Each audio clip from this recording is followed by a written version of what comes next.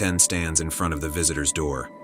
He takes a deep breath, opens the door, and looks inside. There he sees his uncle's face sitting across from a woman with her back to 10. His uncle looks up as he does the customary check to see who just came in. Their eyes meet for a fraction of a second, but then the uncle's attention is back on the woman in front of him. But then suddenly his eyes open up wide as if he just had a startling revelation. He looks back at 10, and under his breath he says his name. 10? The woman doesn't move a muscle, but 21 gets up and walks towards 10. Without any hesitation, he hugs 10. I haven't seen you in years. How you been? 10 doesn't hug 21 back. He is allowing the hug as his grip on the bouquet tightens. After a few moments, 21 realizes that 10 isn't hugging him back and lets him go. You okay? 10 looks at his uncle and nods. I'm okay. His uncle is a little befuddled as to why his nephew is acting so distant, but knows better than to pry because 10 has been through a lot. You finally came to visit your mother, huh? She is going to be so happy.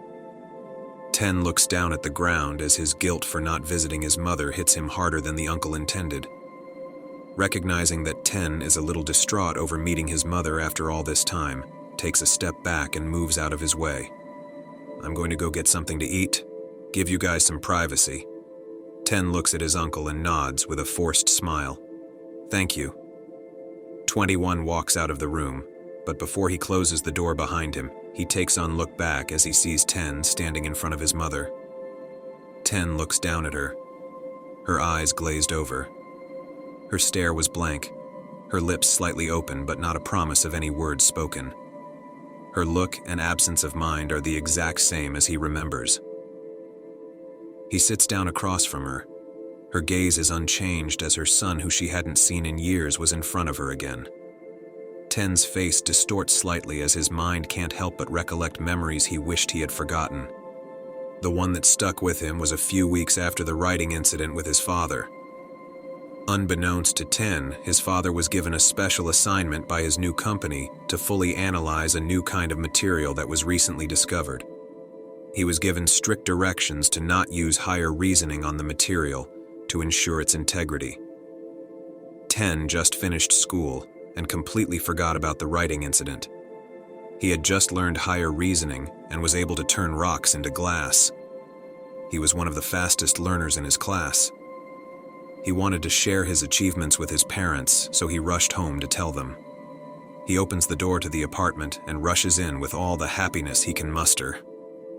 Mom, Dad, look, I made this using HR. His mother just happened to pass by as she was about to hang up some laundry. She smiled at 10, happy to see her son so happy. She put the laundry basket down and smiled like a proud mom. That's amazing. How many tries did it take you? Only 3. It took others like 8 tries. Aren't you just a little genius? 10 smiles from ear to ear as the praise and acknowledgement made him happy. His dad was in the middle of analyzing the rock, and 10's sudden burst made him lose focus. But his wife asked him to please control his temper with 10, because he really scared her with the writing incident. So his father took a deep breath and pushed his anger down. He tried to hide the look of rage from his eyes as he forced a fake smile. He puts the rock down on the table and then looks at 10 and compliments him. That's great, 10. Hearing his father compliment him made him a bit more excited. He walks up to his father to give him the news. Yeah, and like I was super fast with turning the rock into glass. I'll show you. Before 10 finishes his sentence, he has turned around to face the rock on the table. It took his dad a few moments to realize what his son was about to do. Before his dad was able to properly react, 10's hand touched the rock. His dad yelled, "Stop!" But it was already too late.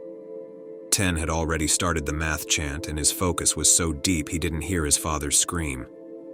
In just a moment, the rock started lighting up, but because it wasn't a normal rock, its structure and composition was different.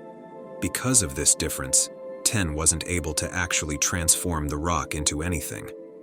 As his attempt failed, he took his hand off the rock and looked at it a bit confused. This rock is weird. Why in...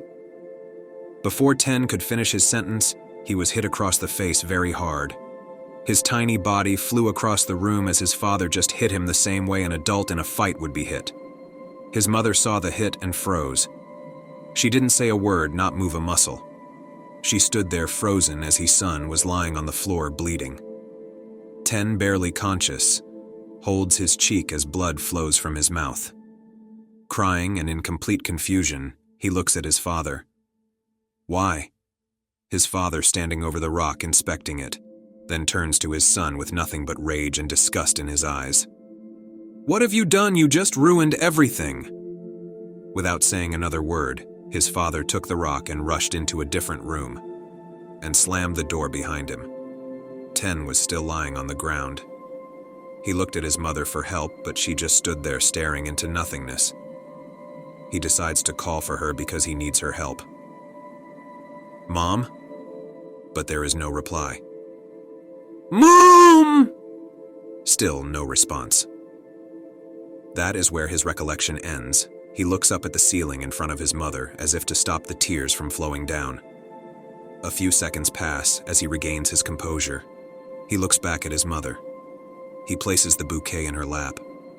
These are for you. There is no response from his mother. But 10 expected that, so he kept on talking.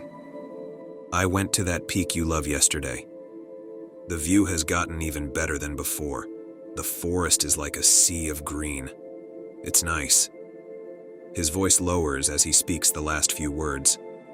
Acting like everything is normal and good between them is a bit too much for him. He wants to scream at her and cuss her out, but this isn't the time or place for that. Instead, he just looks at her for a few more moments in silence. He then stands up with his head down. Without saying a word, he walks past her toward the door, and without looking back, he walks out of the visitor's room. Once he is outside, he sees 21. He is waiting for him. 10, let's go grab something to eat. As the tears roll down 10's face, he nods, and with a broken voice, he answers, Okay.